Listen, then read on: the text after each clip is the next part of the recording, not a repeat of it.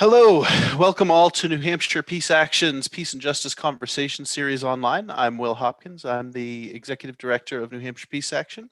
And in case you are new to our organization, New Hampshire Peace Action educates, mobilizes, and organizes to build a more peaceful and just future for all. We envisage a future where international relations are based on cooperation instead of competition and conflict, and where mutual benefit and shared security lead to a more peaceful and just global community. The corona pandemic has spurred us to start this bi-weekly conversation series, and I think we're about a year old now with this.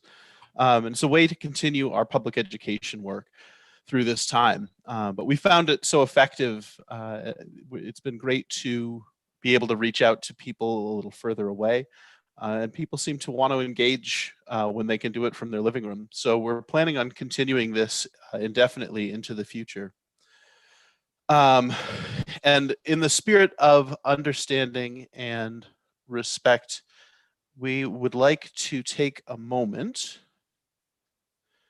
to acknowledge that we are doing our work here in New Hampshire on the traditional ancestral homeland of the Abenaki, Pennacook, and Wabanaki peoples, past and present.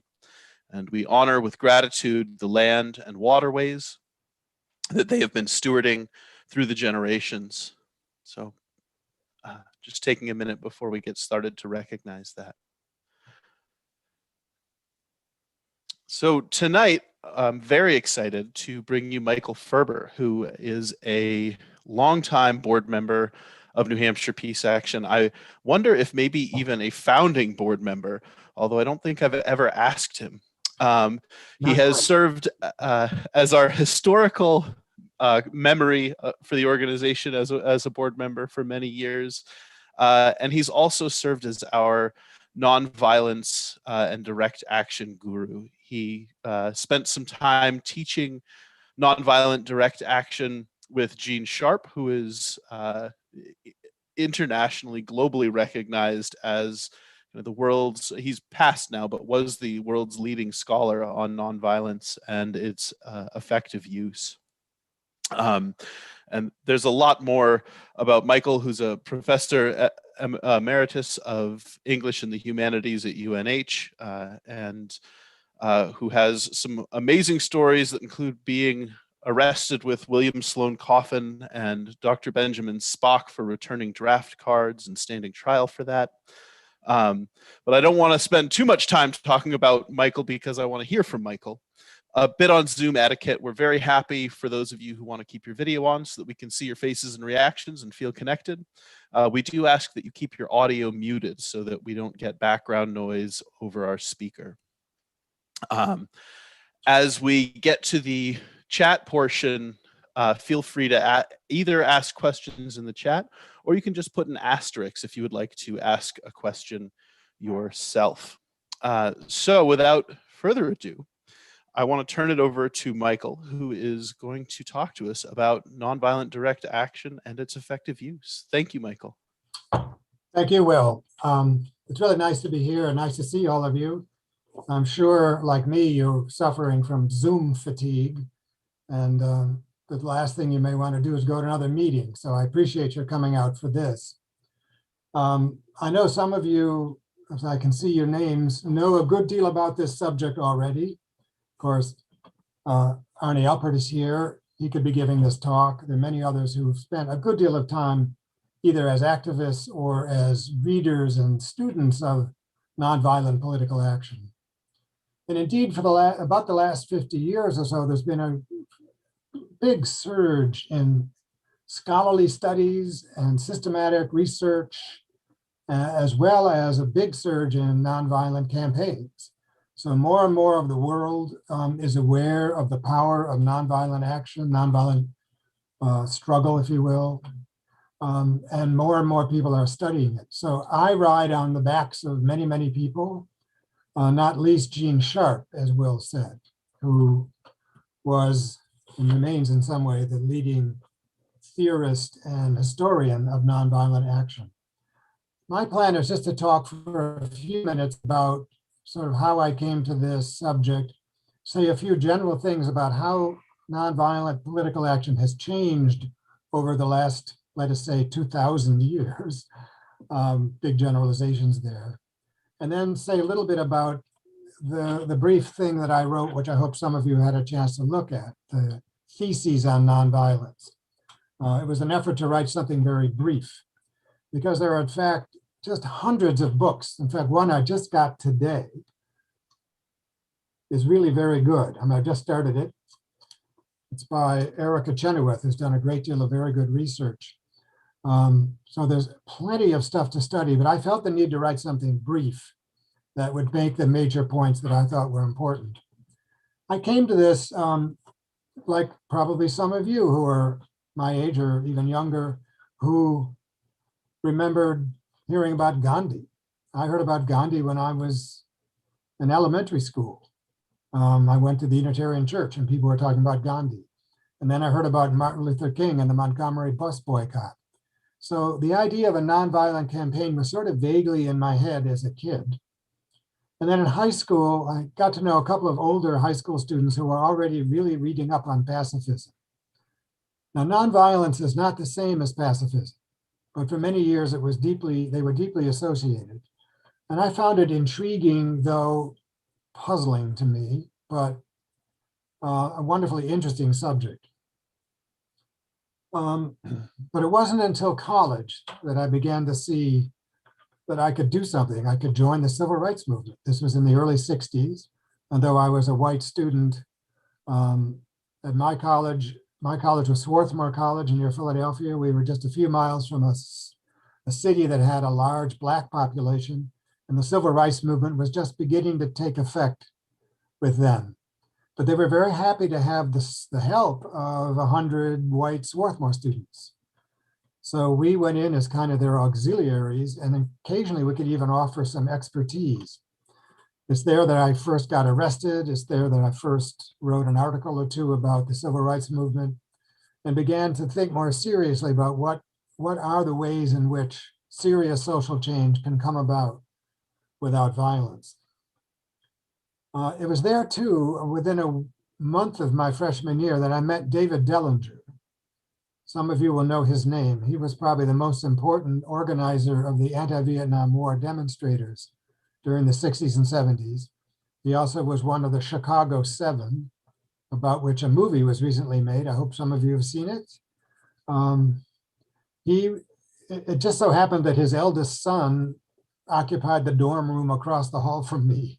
So we met on day one, and soon enough, the Dellinger family visited, and I met this amazing man.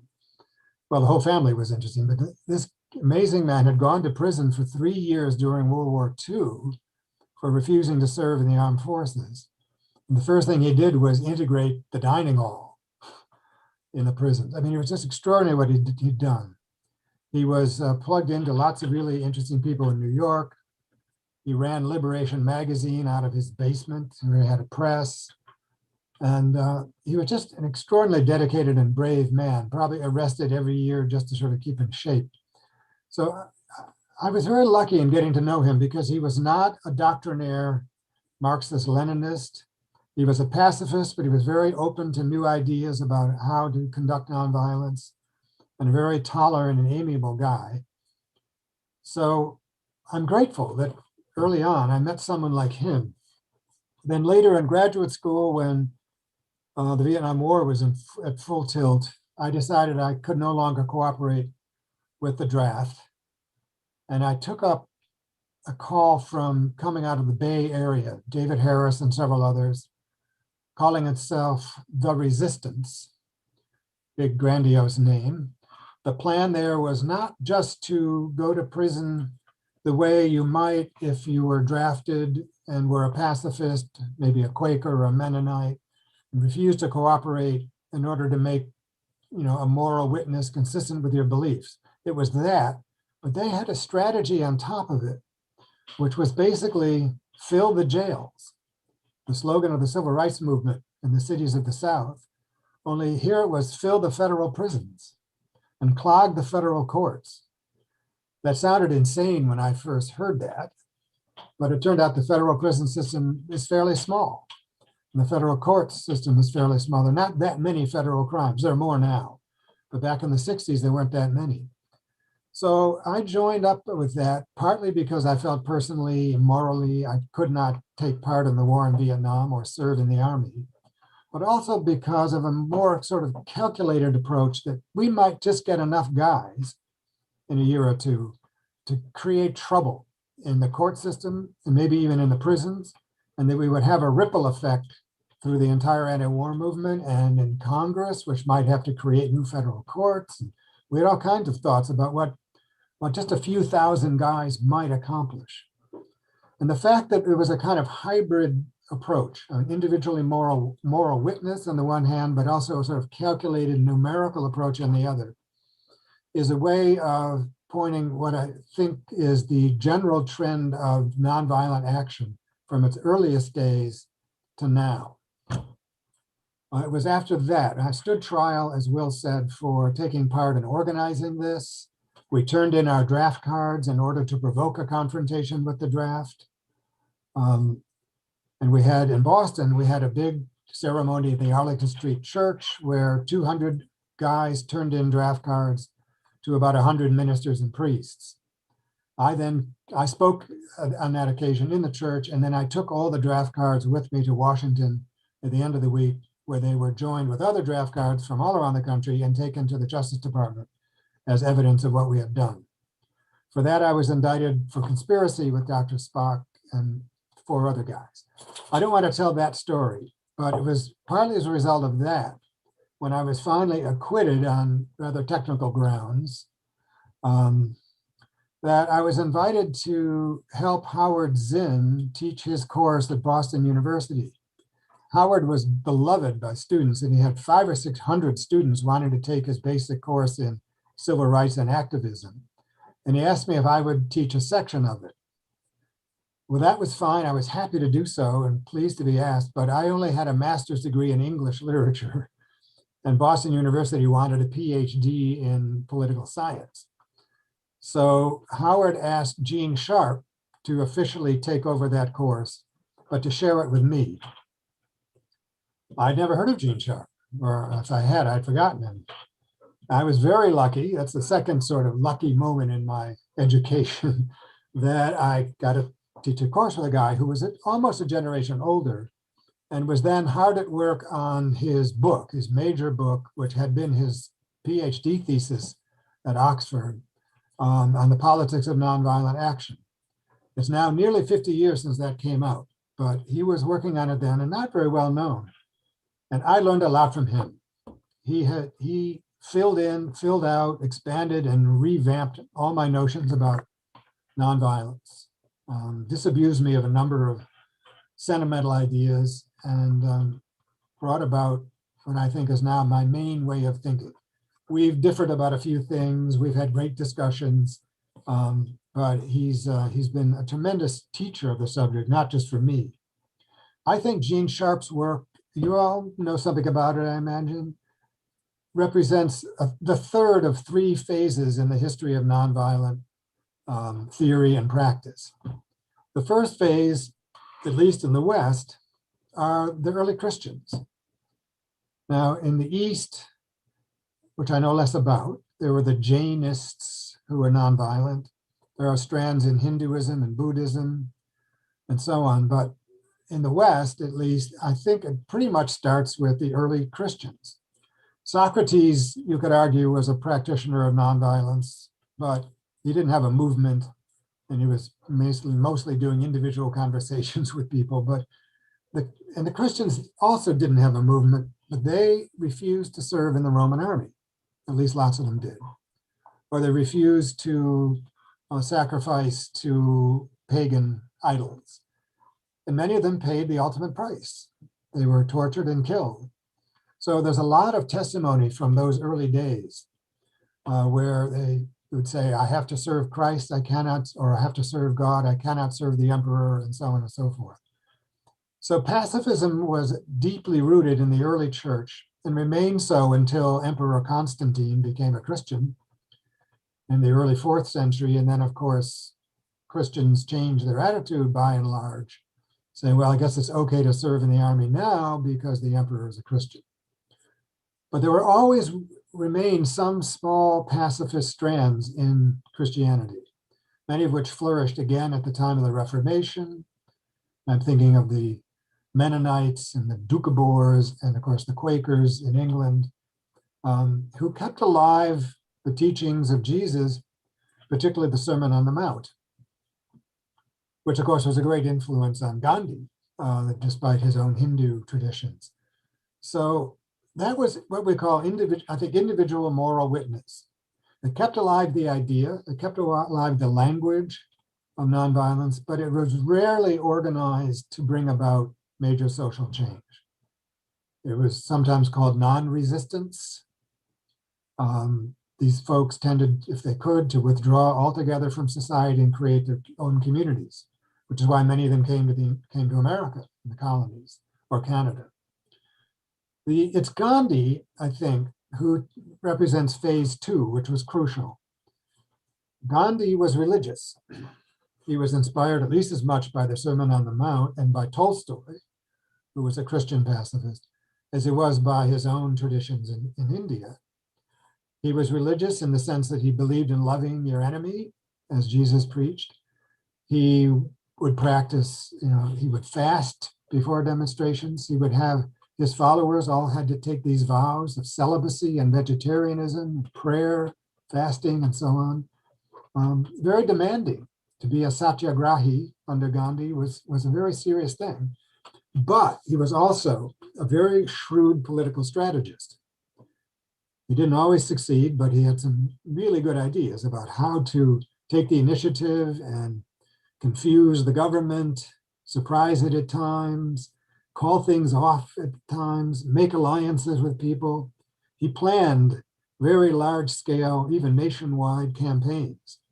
The Salt March being perhaps the most famous example, where everybody just marched to the sea in violation of the British laws and made salt from the salt water. But he did many other things. So he combines the sort of traditional religious pacifist impulse with more cold-blooded, if you like, or at least hard-nosed political strategizing. The third phase would be one that's been emerging slowly since then.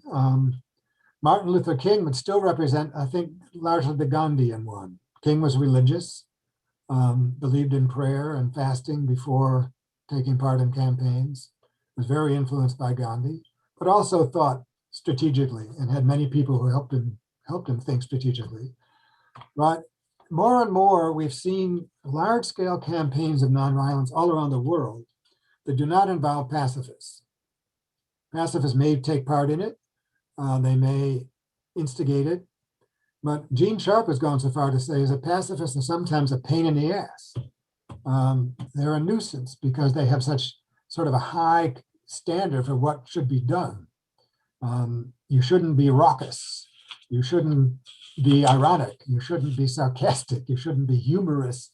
You shouldn't be insulting anybody. You should just be focused in a quiet way on what you're doing and get arrested and so on.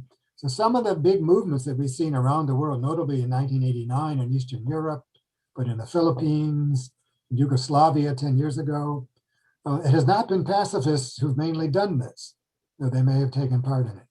Gene may be a little ungenerous about pacifists, since after all, they did keep things going. And there are many splendid pacifists who understand that they can't make everybody become vegetarians while they're campaigning for Black Lives Matter or something. But his point is that you don't have to be a pacifist. You just have to agree to the discipline of nonviolence when you're mounting a campaign. You have to think strategically, think sensibly, plan, have backup procedures, and expect trouble. But you don't have to believe that violence is always wrong. In fact, Gene Sharp sometimes says that there are times when nonviolence will never work. If an enemy is bent on genocide and has the means to carry it out, you might as well fight, which is a change for him since he started out as a pacifist and a serious follower of Gandhi. So he's moved it to a third, well, he and many others have moved the subject to a third phase, a secular version of mass nonviolent campaigning. And he's at pains to keep it separate from the moral and religious side of it that it was long associated with. Now, I'm a little less severe about that. I think it's fine to have dimensions of a movement that reach beyond this narrow tactics. But you've got to think carefully about tactics and strategy in a cold-blooded way. So Gene Sharp is happy to read Clausewitz on war, or even Machiavelli, right, to get ideas about how to mount a campaign. He's not afraid to use terms like campaign and struggle, and even what he calls nonviolent coercion, because it's not always about reconciliation. It's not conflict resolution. It often starts conflicts. And you may not want to quit until you've got your enemy, who might be a dictator of your country, out of there. You're not necessarily going to sit down and compromise and make him half a dictator. You're going to push it until he's out. So that's what Gene Sharp has helped bring about. And I think that is now the mainstream among at least scholars and historians of nonviolence. It's had a big influence on me. I think it has made it important, even if you are a religious pacifist, to think in a worldly way about what you actually want to get done and how to do it. And don't just show up as you always do, witnessing on Wednesday for an hour. That's fine. But if you want to get something done, you need a more complicated strategy and a more persistent strategy with many other groups. Gene is famous for his list of 198 methods of nonviolence. He finds an historical instance for each of them, and that's already 50 years ago. There are others who are compiling additions to it. I've been trying to brainstorm up. If you heard Jamila Rakib last year or a year and a half ago, she had a few new ones. People are very inventive on this subject, and we're probably up to about 300 methods now. I asked Jamila, who has inherited the institute that Gene Sharp started. She was his chief assistant for many years, whether we should update the 198. And she said, well, it's fine to make lists of new methods. That's great. But we should probably keep the 198 because it's now become famous as 198. I asked her, why did he stop at 198? Why not go to like 200? Just needed 2 more. And she said, well, he thought of that, but he thought 200 would look like that's a nice round number, and that he was aiming for 200, and that there could be more and there could be less. But if you stop at 198, that looks like, well, that's how many there actually are. So we stop at that number.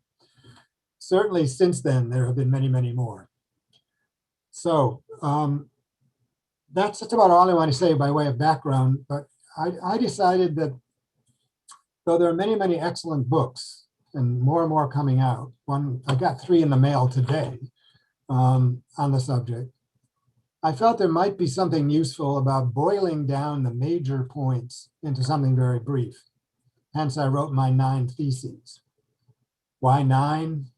Well, maybe it's like 10 seemed too obvious, but I could do 1 or 2 more for sure. And some friends of mine have said, well, you left out this and you left out that. And I'd be very eager to hear what you all think, if you've had a chance to read it, if there's some real gaps, or indeed corrections or changes you'd make to the ones I already did.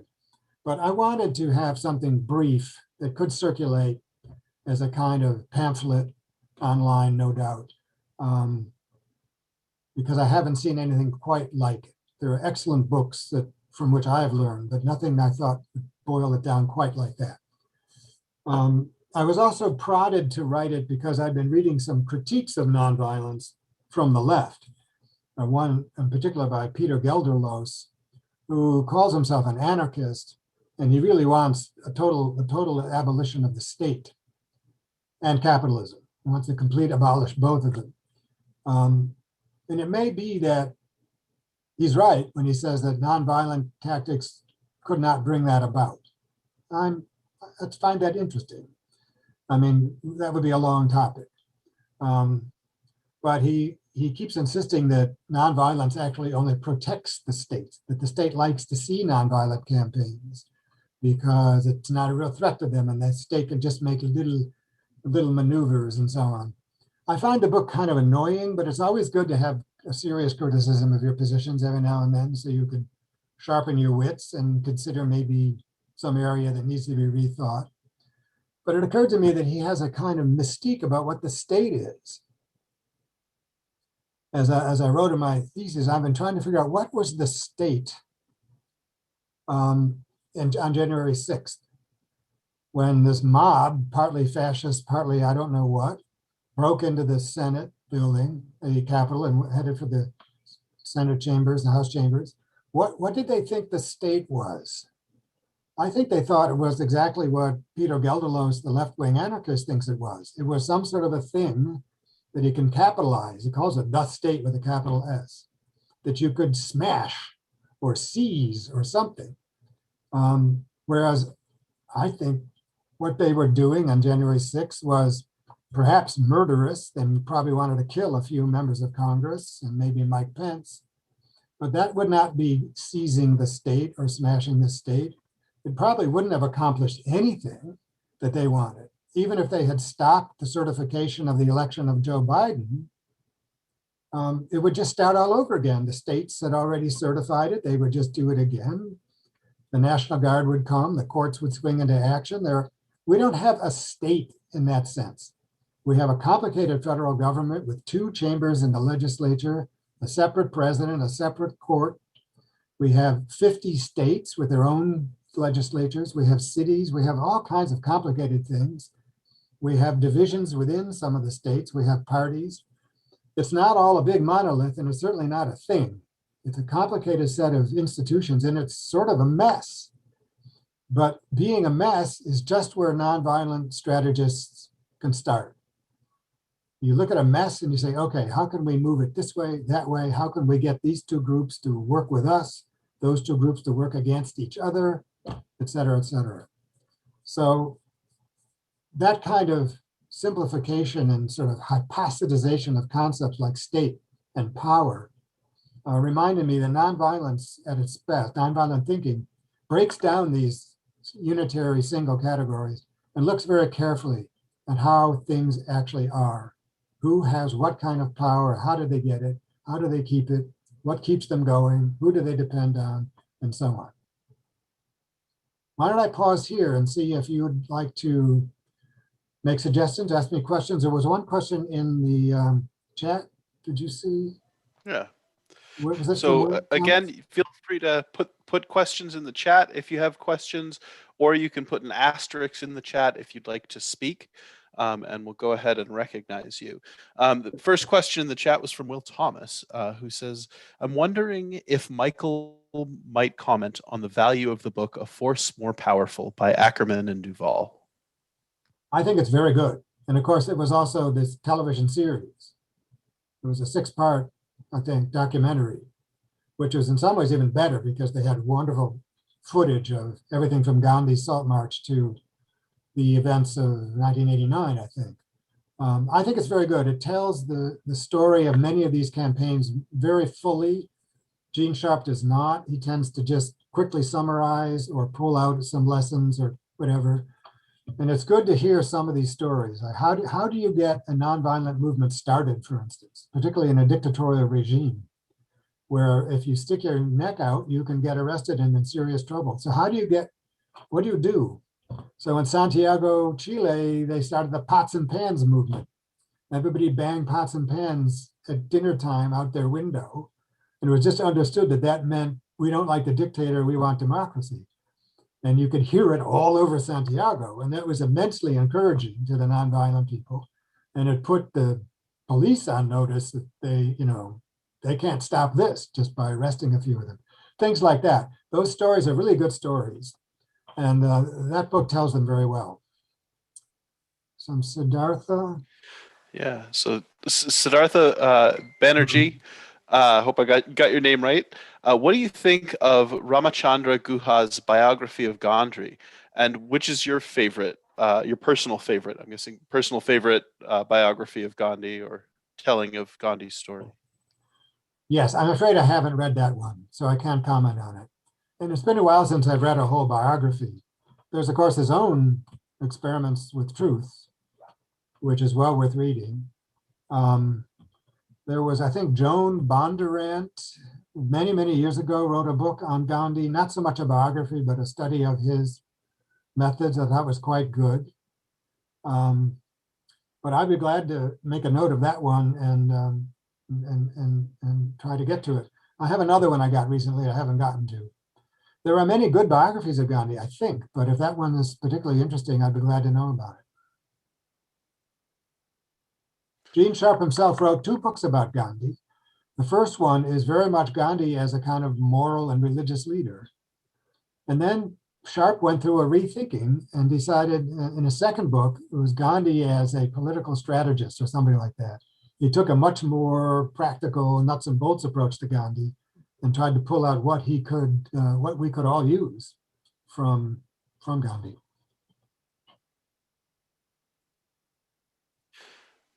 So while we have a pause, there isn't a question in the chat right now. I have one that's been brewing with me since I read your theses.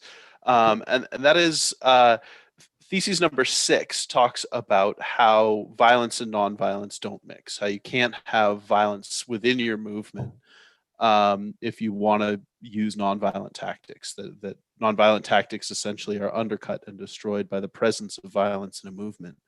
And my question is, how do you draw the line between what's violence and nonviolence in that sort of situation? And how have movements successfully distanced themselves from people doing violence in the fringes of their movements? Because I think that's something that is really hard to avoid, that some people are going to think violence is necessary to accomplish the goals and are going to do it. So how do you draw the lines, and what can movements do to distance themselves from those who are using violent tactics? Yeah, that's a very good question because it doesn't have a good answer. It has, I think, a lot of little answers. Funny that we call things good questions when we don't know the answer. And of course, it's come up with the Black Lives Matter marches, which were 95% nonviolent and very, very large numbers of people. But on the fringes, and we aren't even sure who did all these things, but on the fringes, there were a lot of trashing of store windows and torching of cars and I don't know what all, throwing of things at the police. I have to say, I think nearly all of that hurts the movement. After all, nonviolent movements aren't necessarily conflict-free. I mean, you can get arrested and cause lots of trouble just getting arrested. You can do all sorts of things, blockade entrances and so on, and be quite a disturbance. But if you're going to be breaking windows and throwing Molotov cocktails, I think that's going to hurt the movement. I think that's pretty clear. Obviously, there are degrees of violence, and that's another thing. Is violence just not harming people directly? Some people have distinguished between harming an institution like a bank. Although bank, that's another one of these words that is a kind of misplaced concrete thing. A bank isn't just a building. You can break the windows. So what? The bank consists of a whole complicated set of institutions, most of which is online. Most of the money isn't there in the bank. So what are you doing when you're actually breaking bank windows except raising their insurance rates? But I think the evidence over the years has been that violence, if it's any really degree of violence and it's persistent, it really hurts a much larger nonviolent movement because it turns people off. It's as simple as that. And if you go around breaking store windows, at the very least, you've lost the support of the people who own those stores who might have agreed with you. I mean, I heard some wonderful interviews with, I think, a Korean store owner who was still nonetheless supporting the Black Lives Matter movement, even though his store got trashed. But he said, this isn't true of all my fellow storekeepers, right? So at the very least, you're going to alienate the people whose property you've damaged. A lot of people who have nothing to do with the thing, but just watch it on the news or walk down the street later and see the damage are turned off by it. People really don't like fire. So if you see even a garbage can full of fire to keep warm around, some people worry about that because what's next? Fire isn't just keeping you warm. So it turns off allies. There's a long and ugly history of secret police instigating violence on the part of otherwise nonviolent movements.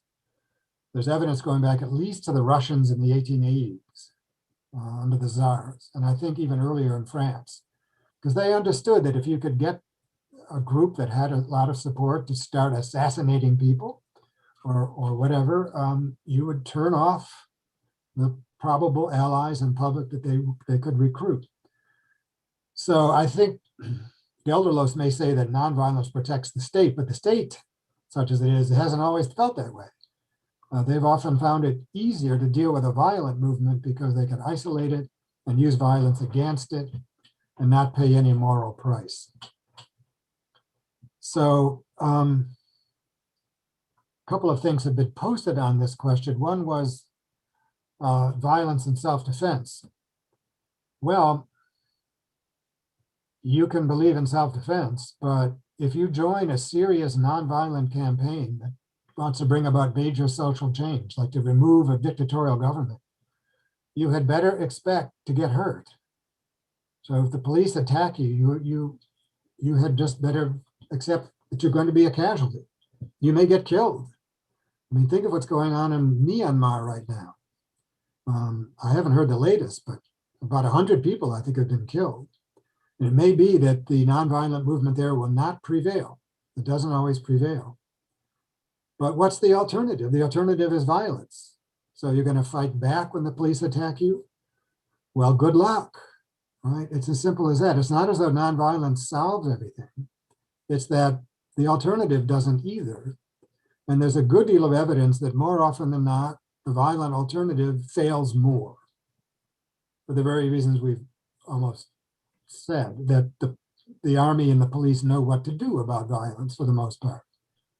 In guerrilla war, Gene Sharp has written extensively on this. I think guerrilla war is usually terrible because it leads to prolonged destruction of the countryside, because guerrillas need villages to support them. So the army destroys the villages, and people then become emigres into the cities and concentration camps. And it may go on for years and years and years because it's very hard to totally stamp out a guerrilla army. But then they seldom win. And if they do win, as they do sometimes, they usually end up putting in a highly dictatorial and vengeful regime. So that's not a direction we usually want to go in. So the thesis about not always succeeding, I think, is kind of important too. There's no guarantee that a nonviolent campaign with any kind of ambition will succeed. But the data is in, and this new book that I just got today in the mail, Erica Chenoweth, it's her second book, looks at campaigns, several hundred campaigns of a major sort from 1900 to 2019, and whether they succeeded and failed. And she finds the success rate of nonviolent campaigns is about twice that of violent campaigns. Now you can chip away at this. You can say, well, what do you mean by, define your, but it's a lot of data now. And there's more and more of these campaigns every year. They're more frequent than ever, she says. And even some of the things she calls successes, like the Chinese Revolution of 1949, we might think, well, if that's a success, maybe we don't want it. They defeated the Japanese, they defeated the Kuomintang, and they established a one-party dictatorship in China, which is now the most totalitarian regime in the world, with the most complete surveillance of all its citizens. That was a success. It came about through violence, and it maintains itself through violence. So every critique that's thrown against nonviolence, I feel like saying true, true, true, but what about violence? How are you guys doing? Did I miss another chat? What do we got here? No, I think you've got most of them. Oh, there's another one from Will Thomas. I did have a quick response, but we'll move on to Will's, and we'll come back to mine if we have time. So Will says, this may be off topic, but under international law, people who live under occupation have a legal right to resist through nonviolence, but also through violence, such as Palestinian children throwing stones at Israeli occupation forces. This occupation now entering its 53rd year. how must this go on? So, Right. Well, they certainly may have a legal right, but that's not what we're talking about. At least from the point of view of practical consequences. It's no good talking about your legal right. I mean, you can say that and make that as a propaganda point. You can argue that we have a perfect right to do this and so on and so forth. That might persuade some people to join you, but you're not going to win just because you have a legal right. And because you have a legal right to be violent doesn't mean you should be. As a practical matter, it may be smarter not to be. Now, I'm not in a position to give Palestinians advice about how to deal with the Israeli occupation in the West Bank and so on, but I do recall that at one point there was a nonviolent phase 20 years ago. One of the intifadas was mainly nonviolent. There may have been a little stone throwing, but it had to do with boycotts and economic actions and so on. And the name of the guy who led it has slipped my mind. Some of you will think of it. But the Israelis pounced on him and deported him immediately. They were much happier when they were, when the Intifada looked violent, because they outgunned and outmaneuvered the Palestinians completely. But they were having trouble with these economic boycotts because they depend upon Palestinians to a large extent for their own economy. So I found that interesting, but it was a road that wasn't taken for very long and might have done better. We probably will not know until they try it again. So it's not so much your legal right or even in some way your moral right, but whether it's a good idea and will bring about the ends you wish.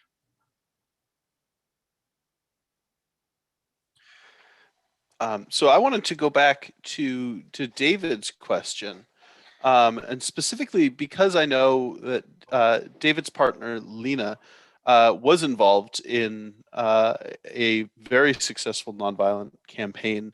I wonder if David would share with us. I don't know if Lena's handy or if she'd want to respond to it, or if you feel comfortable saying how you think she might respond to a question of is violence acceptable in self-defense. So this is Lena, and so Sorry to call you out, Lena. It's okay. the question is violence acceptable in self-defense from your experience with people power in the Philippines?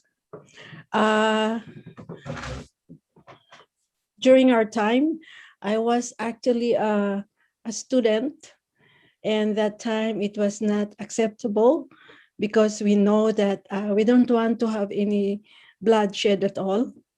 And if we wanted to have good relationship with each other, we need to do it in a peaceful manner. Mm-hmm. Yeah. Now, the image we all remember from Manila are the two battalions of the army facing each other. Yes. Right. And then these nuns and priests were coming out and standing in front of the tanks on both sides. Yes. Right? Were you Right. present at that? I was present that time. I was allowed to get out of the classroom, and we were actually giving this piece of bread, we call it pandesal, Mm-hmm. to others. And then I was there for maybe not only one day, but 2 days and 3 nights Mm-hmm. to do the vigil. And what we did was we lighted candles and just quiet, and we sang some songs, Filipino songs that actually brings like patriotic songs. Then we know that we were not afraid with the military. During that time, the one who actually led is the Catholic Church. His name is Cardinal Sin. So we will always say it's a cardinal sin. You're not going to actually involve yourself in this, we don't call it a rally, in this movement, because we know that if we love the country and we don't want to be under the regime for many, many years, and then the martial law, we cannot get out of it. So many times he will just say, it's a cardinal sin if you don't. I also know, I remember we had small groups as students. We talk about how can we be involved ourselves. And we always say that we have to do this in a peaceful manner because it will not be a good example as to us, to our family, and even to our parents, to know that what we're doing is violent. So I remember it, and it did not stop for me even during the time of President Marcos, even during the time of President Estrada, when he was impeached as president of the Philippines. So there was, it's not only in 1986, but after that, there was the second time. Yeah. Great. Well, thank you for telling us about that. Thank you, Lena, for letting me pull you in. Yeah. And Thank you, David, for. Thank you for getting her. I'd also just like to add that there was, though it is the priests and nuns whose photos we remember, there was in the Philippines, as in Latin America, a significant Protestant involvement in people power, including evangelicals. They were on the same front lines. That's how Lena would probably identify herself. So it's very interesting to see Christian evangelicals on the so deeply involved in taking leadership in a nonviolent movement. Yes, good. And that's one of the points that Gene Sharp may have been a little unaware of, that some of the great activists are still in the religious tradition. No, he's at pains to separate out their religious motives from their tactics. That's great. Well, thank you. Folks like there are a number of Catholic priests who are still nonviolent leaders in the peace movement and other things. Father John Deere and Louis Vitale and Roy Bourgeois. We definitely, and even in New Hampshire, we look to AFSC, who works in the Quaker tradition, and the Quakers, UCC, and UUs tend to be at the forefront of a lot of nonviolent movement. Sure. In the chat, they've been reading Gene Sharp too, which is great, right? Yeah. Absolutely. One of my most vivid memories of the late 60s was early 70s, when Daniel Berrigan, we're talking about Catholic activists, Father Berrigan, the Jesuit, was underground. The FBI was looking for him all over the country because of what he'd done with draft board files, and helped napalm them. And he kept them on the run for months. He was all over the place, popping up and giving speeches and then disappearing again and so on. I helped smuggle him in and out of Boston. Well, I was not the best choice to do that since I had just stood trial myself, but somehow we managed. I found somebody who wasn't involved in the movement to be a host and so on. And it was very clever because he made the FBI look foolish. But then in the end, of course, they got him. They found him and they put him in jail for a couple of years. So I'm not sure that was the best of tactics. It was interesting. And probably only somebody famous like him could do it because he had a huge network of people that would help him. So in the chat, Amy put a link to Ali Abu Awad, who presented for us. He presented for us a few years ago with a group of organizations in New Hampshire who is leading nonviolent resistance in Palestine. So yes, folks who want to read up more about that, you can check out Amy's link. And I put a link to the theses, which should be in your confirmation email when you registered for this event as well. If anybody needs that, it's up above. Good, thank you. People have suggested a couple other theses I could do. One would be on what is power. The reason I didn't is that I would sound a lot like Gene Sharp, I think, whose own notions of power actually drew from thinkers of 200 or 300 years ago. Basically, the power is not a thing. It's not a monolith that you just get when you're elected or seize it, but it's a set of relationships depending upon other people who are willing to obey you. And that's, why do people obey? There are lots of reasons people obey, and there are lots of reasons people disobey. So I think to serious nonviolent thinking, strategizing requires thinking again about power. It's not a thing that lies around. It's not in the Senate chamber. It's not anywhere. It's all over the place, and it's based upon how people actually react. And another thought I had was to write about women and nonviolence. There've been some good books by feminists and taking a look at nonviolence from a feminist point of view.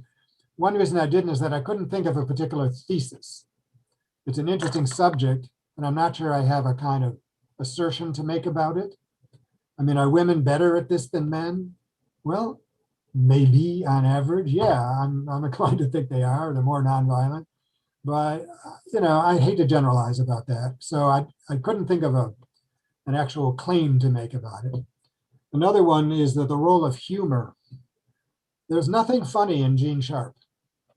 He mentions in passing once that mockery or something is a tactic number 79 or something, but it doesn't give any examples of it. And he wasn't good at jokes. I liked him a lot, but whereas the Otpor group in Yugoslavia was very funny. And the guy who wrote the book on it, I've got a bibliography I can send to people, is very funny. They did a lot of terrific demonstrations that included brilliant mockery and clowning around and making the police look silly and all kinds of surprising things. And I think that needs to be explored more. Again, I didn't have a thesis about it, except that it's a place to look for good tactics. Be funny sometimes. The police don't like looking silly. And if you're having a good time and laughing, it's annoying to some people. Maybe contagious, who knows? So those are some of the books. So Jennifer Smith adds in the chat, this is just an editorial comment. The Berrigans and many others may not have accomplished much directly, but they were hugely influential in getting more people to move into active resistance that eventually caused the public to turn against the war. Yes. I think a lot of nonviolent direct action has an element of theatrics, just trying to show people that either the violence of the system or to make a point in a courtroom. So, yes, exactly. They did destroy 20 or 30,000 draft files, but even that was symbolic, essentially. And that actually made a difference then because there were no copies. Now you can't do that. It's all on a computer somewhere. But yeah, I think you're right, that they were mostly an inspiration, but partly they were willing to go to prison for long periods. And that might have been encouraging, might have been discouraging for some, I don't know, but they certainly were very well known and had a big following. I made a little bibliography. It's fairly long. I made a little bit of some annotations on them. It's by no means exhaustive because I can't keep up. But if anyone would like it, it's just a few pages.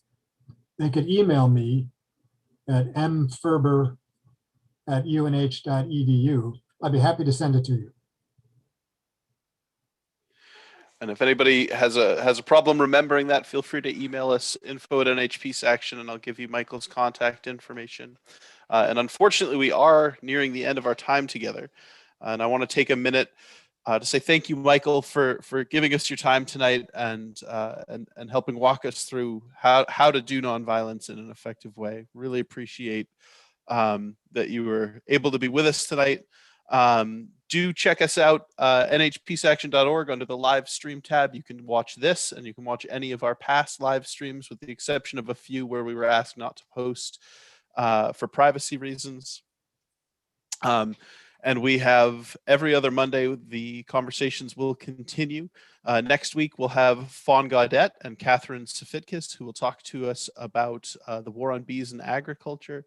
And Griffin Sinclair Wingate, another former board member, will be with us talking about organizing through a multi-generational lens. He's the current director of New Hampshire Youth Movement. Jerry Ann Bogus will be with us on June 7th to talk about the Black Heritage Trail. And then one of our C3 board members and one of our C4 board members, Will Thomas, who's with us tonight, and Sandra Yarney are going to talk about the work of the Palestine Education Network. And that will be on June 21st. So we've got lots of good program coming up. Stay with us every other Monday. And while these conversations are free and open to the public, we do welcome donations. You can go to the website, nhpsection.org/donate, and you will see it there. So again, thank you, Michael, and thank you everyone for being with us tonight. And for now, have a good night. See you in a couple weeks. All right. Thank you, Arnie, and thanks to everybody. Good night.